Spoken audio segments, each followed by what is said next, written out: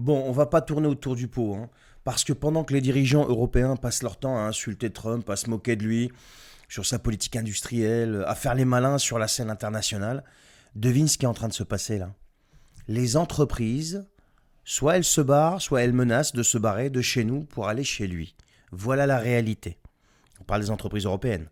30 labos pharmaceutiques, et pas des petits, hein, on parle de Pfizer, Sanofi, Merck, Roche, etc., viennent d'envoyer une lettre à Ursula von der Leyen pour lui dire en gros, c'est soit vous changez les règles, soit on se barre. Ils bluffent pas. Ils parlent de 16,5 milliards d'euros d'investissement qu'ils peuvent dégager en 3 mois.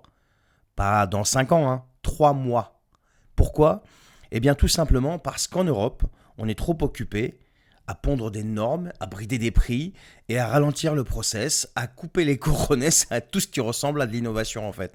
Voilà, c'est comme ça qu'on agit en Europe. On fait tout pour tout détruire en fait. Voilà. Et pendant ce temps-là, de l'autre côté de l'Atlantique, il se passe quoi?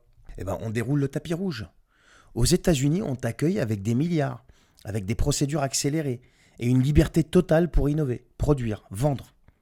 Tu veux faire des essais cliniques? C'est validé en 2 temps 3 mouvements. Ça va très très vite là-bas.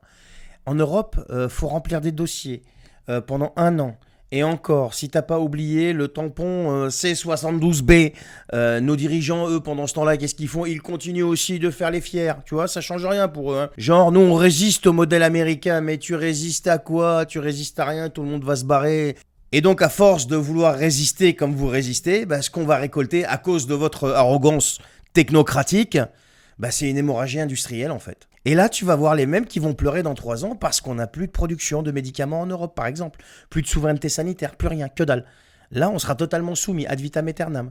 Et ils vont encore accuser Trump ou je sais pas qui d'avoir aspiré notre innovation. Non, non, les gars, c'est vous. C'est vous qui avez dégagé notre innovation, c'est vous qui faites tout pour tout démolir. Alors ouais, ce que font les labos, c'est brutal. C'est du lobbying en mode rouleau compresseur. Mais au fond, bah, ils ont raison. Pourquoi est-ce qu'ils resteraient ici, là, à se faire emmerder, quand aux États-Unis, on les traite comme des rois? Alors, c'est valable pour les labos, mais c'est valable pour tout un tas d'autres secteurs industriels. Donc voilà, au lieu de se réveiller, bah non, non, cette Europe préfère continuer à taper sur ses peuples, à assommer tout ce qui est innovation et entrepreneuriat. Et quand il y a quelqu'un comme Trump qui arrive et qui libère tout et qui facilite la vie à tout le monde et que les gens sont amenés à se barrer, eh bien qu'est-ce qui se passe? Les dirigeants européens, mais déni de responsabilité totale, c'est pas de ma faute, c'est à cause de lui, il est pas gentil, il respecte pas les règles. Ah bah oui, hein, bah oui, bah non, bah c'est comme ça. Bienvenue dans le monde les gars. Allez, à la prochaine, salut.